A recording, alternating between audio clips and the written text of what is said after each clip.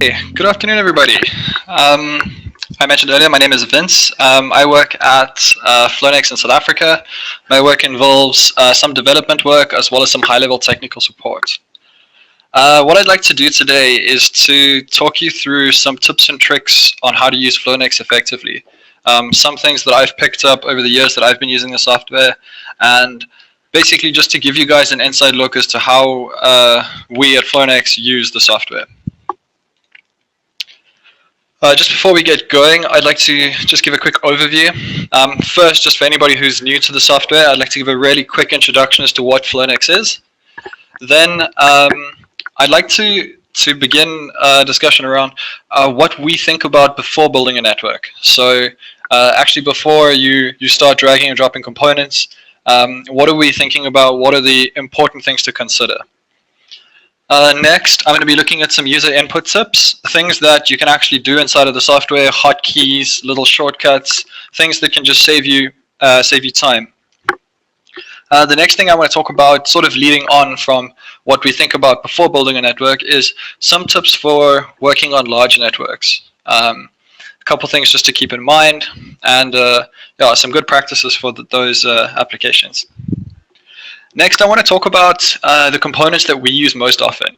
So discuss which components we find as more general use components and why we prefer certain components over others in certain situations. For new users, it can be a short list of components that are very helpful, components that do a lot with very few inputs. And for more advanced users, it can be a good guide as to why we would use one component over another in a certain situation.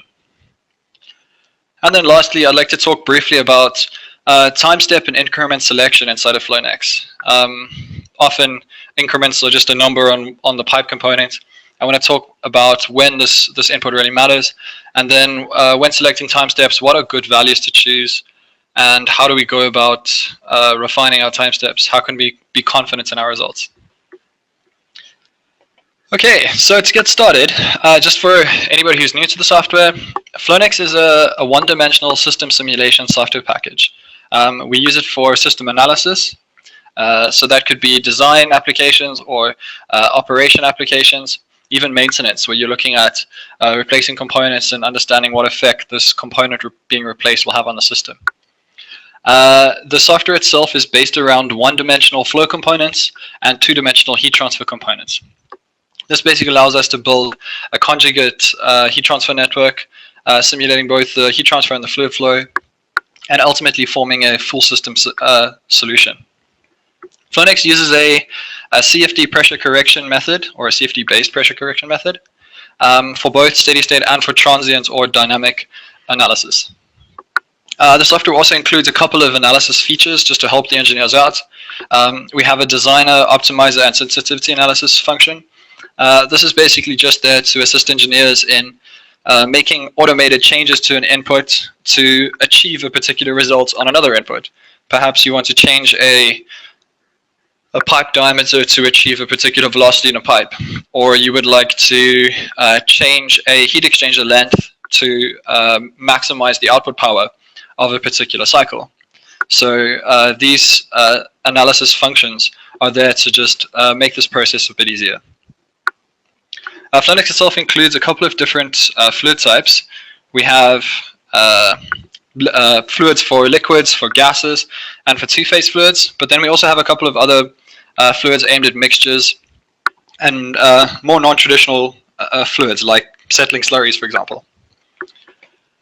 Lastly, Flownex itself is designed within an NQA1 and ISO 9001 environment. This basically, these are strict quality control standards which allow the software to be used in nuclear safety cases. So the software itself goes through a lot of procedures in terms of maintaining quality, ensuring that all of our work is verified and validated before the software is, or before a new release of the software is released. Okay, so to start today, what I want to do is talk about the thought process before working in Flownex. So in a typical scenario, an analysis exercise or analysis, a piece of work for analysis might start with a manager proposing a installation of a new system, or a design team leader proposing a modification to a system. And then as the engineers, they're going to be doing the analysis. We're trying to go from this high-level scenario with a new system development or a modification to an existing system, and we want to go from that goal into a simulation to get some answers to very particular questions, be it the size of components, or what will happen if this component fails, or is this system safe under these scenarios. And we want to get there as quick as possible. At the end of the day, we're all still working for businesses, so the time that we spend working on these simulations is incredibly valuable, and we need to make sure that we are as conscious of the time we spend and use it as efficiently as possible. So basically, we want to go from this business management style into successful engineer with a solution as quick as possible. And we want to try and avoid the deliberation, the obsessing over small details in the simulation. The engineer that spends so much time on the analysis that they lose track of what the actual design goals or what the analysis goals of the particular project were. So putting that a bit more into words, the first step that I would say we think about before building a network is formulating an engineering question. So to actually guide through this philosophy that I'd like to describe, I'd like to sort of frame it in the case of an example. So imagine that there is a pressure vessel with some material inside that needs to be washed with hot water or warm water. A chemical engineer has specified the requirements for this particular washing process in terms of temperature, in terms of pressure. And as a process engineer, as a system engineer, we need to design the system that can now facilitate this washing procedure.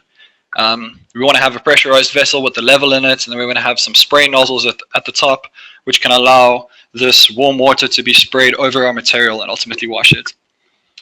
So we're going to have a system with a tank, a valve to control the level inside of the tank. There's going to be a pump to recirculate the fluid so that we can spray it down onto the material. And we basically want to size some of the components in here. I'll show a diagram of the system in a second, but just visualize what the system could be. We're going to have a tank with a pipe leading out of it. There's a valve in line with that pipe. This pipe then leads into another tank. This tank is then the feed for a pump, which recirculates the water back into this original pressurized vessel.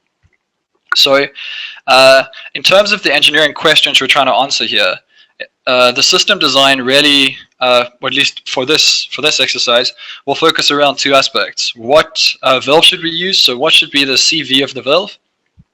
And also, what is the pressure rise required for this pump? These engineering questions are key to address early on because they really dictate the decisions we're going to make in the simulation process. The next thing that we need is some layout of the system. Often what will happen is engineers will be working in big plants, or somebody will describe a new system on a whiteboard, and we'll start building right away without actually considering the system in a bit more detail. Taking 10 minutes or so and drawing out the system, be it in a notebook or even in something like Visio. You can actually gain a lot of insight to the system, make sure that you understand the layout of all the components, and more importantly, include information you already know about the system. Known pressures, known temperatures, known flow rates, elevations inside of the system. Any information that's going to be critical at the simulation stage. So what we have here is a rough sketch of what the system might look like. We have the pressure vessel. Inside of this pressure vessel will be the material that needs to be washed. We're going to have some inlet at the top for our water recycle loop. That water is going to be fed from a pump, which draws its water from a waste bucket. Water then flows out of the pressure vessel and then into this waste bucket, but this water flow is then controlled by a valve in this line. So we have flow out of the pressure vessel into the waste bucket, and then from the waste bucket through a pump and back into the pressure vessel. This allows us to circulate the water. We then have another system on the left here, which has some compressed air and a pressure regulating valve, and we're using this to maintain the pressure inside of the vessel. So we're adding air to basically ensure that the liquid inside of that vessel is at its target pressure. For this hypothetical scenario, let's imagine that the pressure inside the vessel needs to be 2 bar, the water needs to be injected at say 50 degrees Celsius. We're looking for a flow rate of 10 cubic meters per hour, and we have an elevation difference between our pressure vessel where our material is stored and the waste bucket where the water will be temporarily stored before it is pumped back into the pressure vessel. What we have here is basically all the information we need to start our system, but we don't want to just jump straight in after this. We need to first analyze our drawing and start figuring out if the system here, if everything that we've drawn in our system is strictly necessary to answer the questions that we have. So the next line of thought that I'd like to propose is, what do we really need to simulate? Do we really need to model the entire system? Is it really necessary to model the air system on the left-hand side, this pressure regulation system? Is that going to have an effect on the size of the valve we choose or the size of the pump we choose? Are there any sections that we can model with boundary conditions instead? Are there any points in here where we don't really need the detail of what is controlling that pressure? We can actually just replace it with a pressure boundary. If we're designing for the steady state operation, then we can assume the control system that's trying to control this pressure, for example, is operating well. If it isn't operating well, we can simply vary our pressure boundary to simulate any miscontrol or any error in the control system. We don't really need to model the system in its full detail to analyze the effects of small changes. And then the next thing, which is really important, is can I build the network in parts? Dragging components in on a small system like this would be pretty straightforward.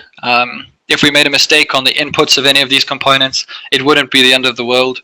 We have maybe 10 components to go through and check our inputs, but imagine your network is much larger. You're modeling a turbine train inside of a large power station, and you're trying to figure out where the input mistake is on one of your components. The actual debugging procedure will be so much easier if you were able to build the network in portions and then solve the network, see if there are any errors, correct any of those errors, and then continue building from there.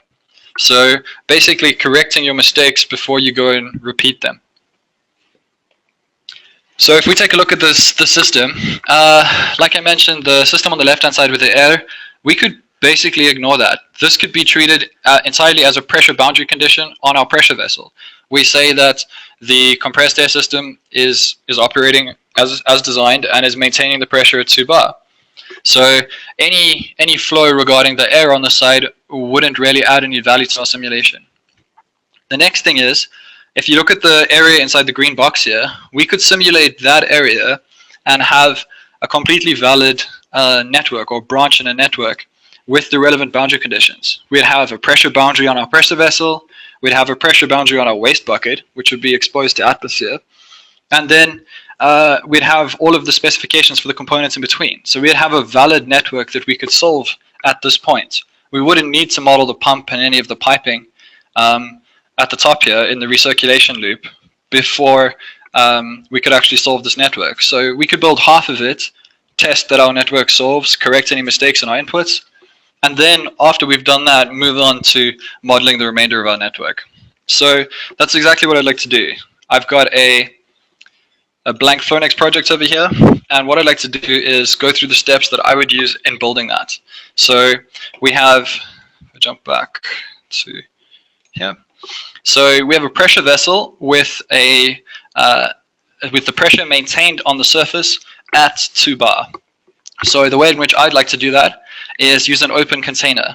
The name might sound a bit counterintuitive here, but what we're doing is applying using a container that has a free surface pressure input. This is useful when simulating something like a dam that's exposed to atmosphere, but it could very easily be used to simulate the liquid level inside of a pressurized container. If the air system is maintaining the pressure at the free surface, we have a component that is modeling that without the need to include the air in the system. So our specification here would be 2 bar.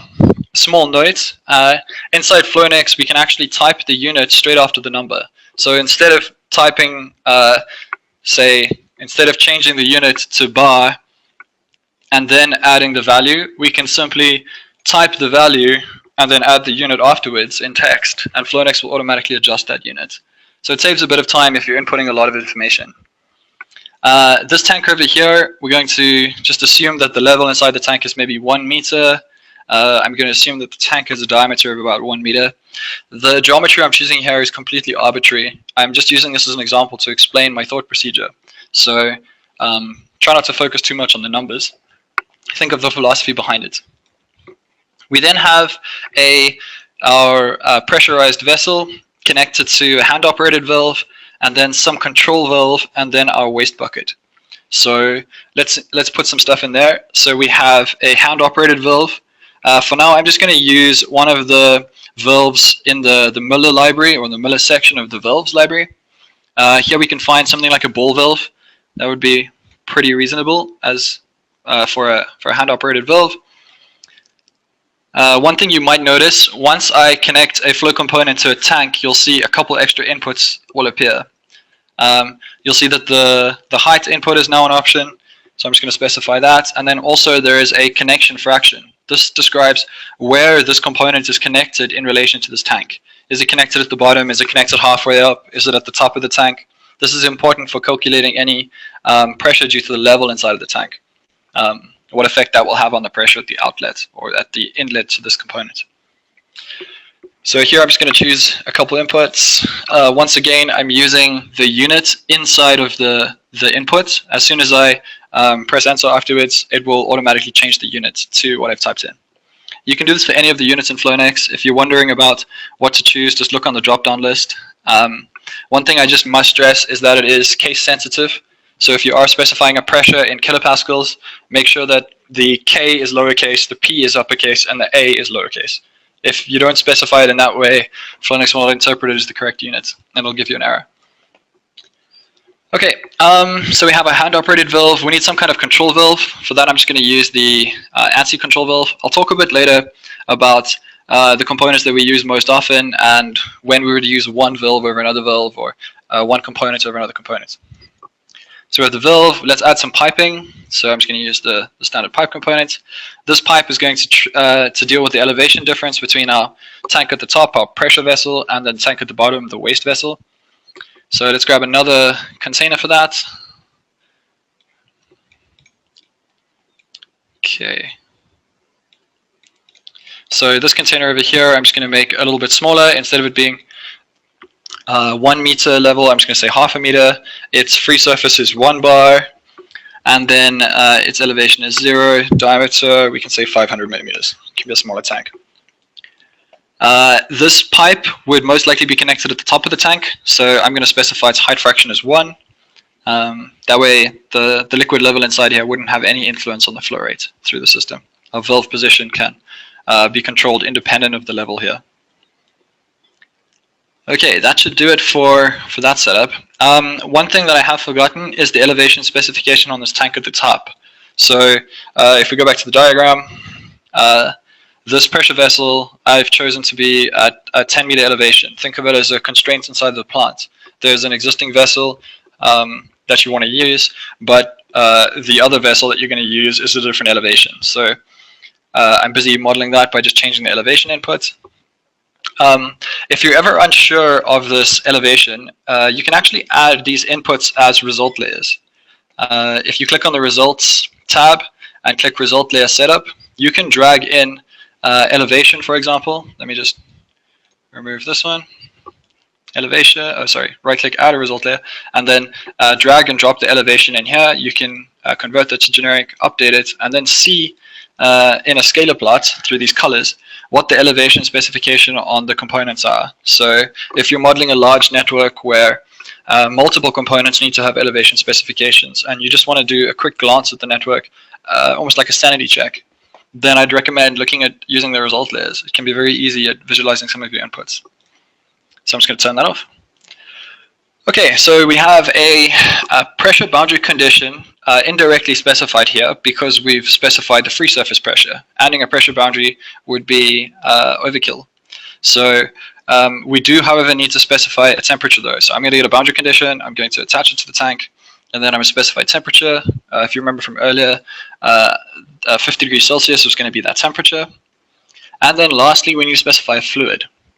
So over here, I'm just going to grab some water, and we should be good to go. Okay, so at this point, I'm relatively confident that I've input everything in my network, and as I say that, I've realized I haven't specified this valve. So we need a CV for our control valve. For now, I'm just going to choose 10, and then we should be able to solve our network from there. So let's solve steady state. Oh, okay. As I do this, I've gone and forgot that. So I'm just going to add, I've missed the inputs on these components. So it's myself trying to get ahead, perhaps rush a little bit. So in this scenario over here, I can quickly identify where my mistakes are. I've got my valve specified, but my pipe over here doesn't have any inputs. You'll notice that the arrows are directing me towards the diameter and length fields. So the elevation difference here is 10 meters. To be conservative, I'm going to use 12 meters of piping. Let's use the same diameter as what I used for the previous piping. Use a typical roughness for steel, and then I'm going to add some secondary losses. There'll be some bends in this piping, but I don't want to add bend components and stress too much about the exact pressure drop. What I prefer to do, especially in an initial sizing like this, is just add bends through secondary losses. So add a K factor. So you can specify, say, 2 bends, press OK, and then that secondary loss factor is assigned to the pipe component and will just be added to the pressure drop through that component. So we won't be able to see the pressure drop over the bend directly, but that pressure drop will still be taken into account in the total pressure drop through the system. All right, that should do it on that setup. So we solve again. Okay, the area diameter value. Okay, because this pipe component doesn't have a pipe upstream, it needs a diameter specification as well. So if I add that, solve again.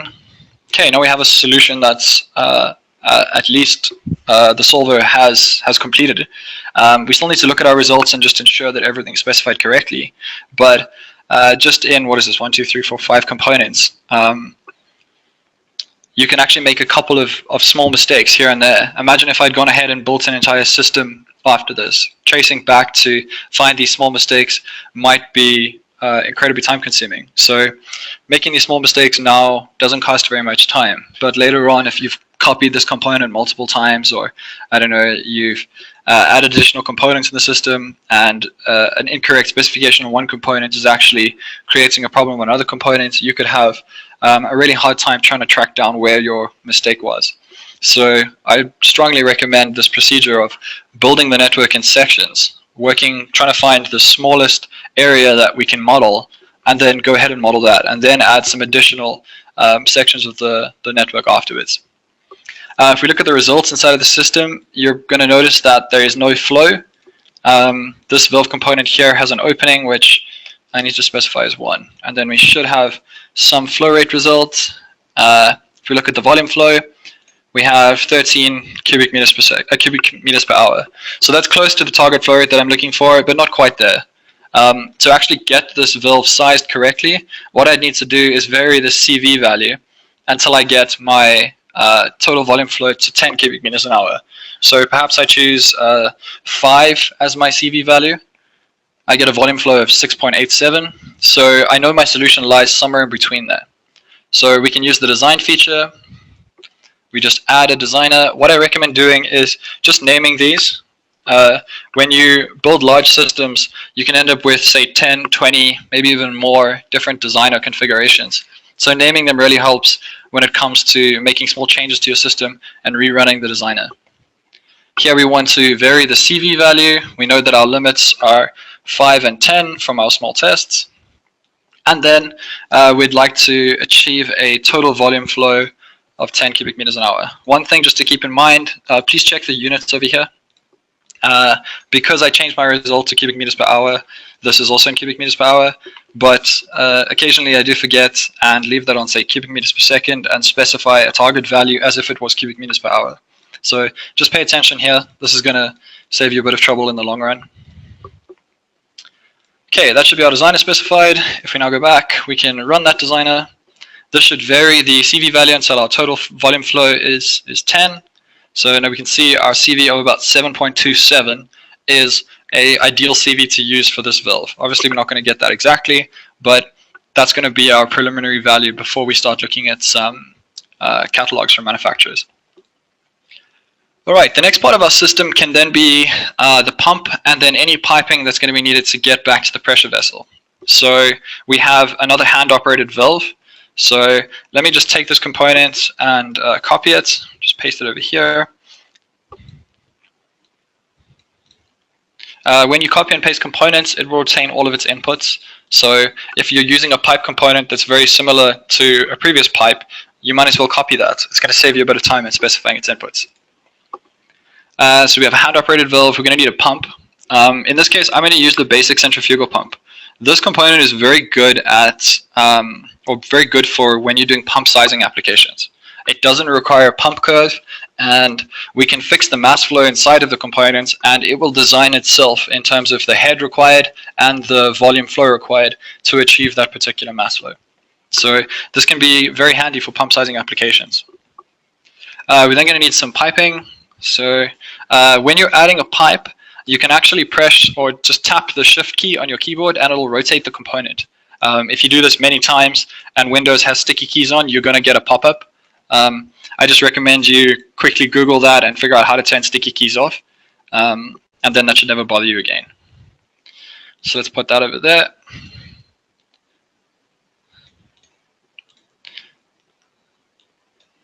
Okay. All right, now time to specify these components. So the pump itself, like I mentioned, we're going to use the pump to actually, this basic centrifugal pump to design the pump that we require. But one thing that we do need to input is the speed at its best efficiency point. The volume flow and head will be calculated. We're then going to fix the flow in this component. And for now, I'm just going to choose 3 kilograms a second. We're going to have to change this so that we can achieve our desired flow of 10 cubic meters an hour. But we'll do that in a moment. Next, we have our pipe. Same story. I'm going to specify 12 meters, use a diameter of, say, 100 millimeters, roughness of 50 micrometers, and then let's just copy the secondary losses from here, and then we should be good. Okay, this system now should be able to solve a gain. So we have another solution. Now we can look at the volumetric flow through this part of the network. And here we have 10.917. So close to our target value, but not quite there. If you look at this at 3 kilograms, we're getting 10 cubic meters an hour. If we use 2 kilograms a second, we get 7 cubic meters an hour. So we know that our target value lies somewhere in between there. So let's use the designer again. Add another configuration, this for the pump mass flow. And then let's drag in the relevant inputs. We want to vary the mass flow until we get a volume flow of 10 cubic meters an hour. I tested it manually and I found that the solution is going to lie somewhere between 2 and 3 kilograms a second. So we can run the designer and then it should have changed our mass flow until we get our target volumetric flow rate. Okay, so at this point over here, we have our pump set up. One important thing, if you're using this component to design, I'd recommend you just change the option to change design.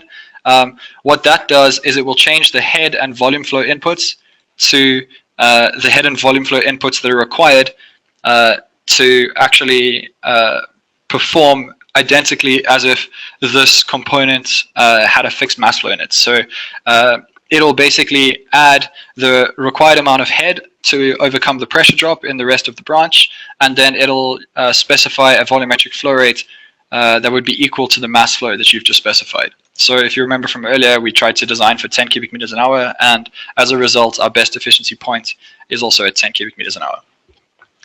If we now remove the mass flow specification and solve, this component is now going to use this best efficiency point and vary the performance of the pump in a traditional way or a typical way that you would see a centrifugal pump behave. So as you see an increase in flow rate, you're going to see a difference in the head that the pump will produce. If you get a decrease in flow rate, you'll get an increase in head, and an increase in flow rate will give a decrease in head. If you change the speed of the pump, you'll see the performance change in accordance with the pump scaling laws. The efficiency of the pump will also be calculated because, or based on typical efficiencies for that size pump. The size of the pump is inferred through the volumetric flow rate, and that's then converted into an impeller diameter. So even though this says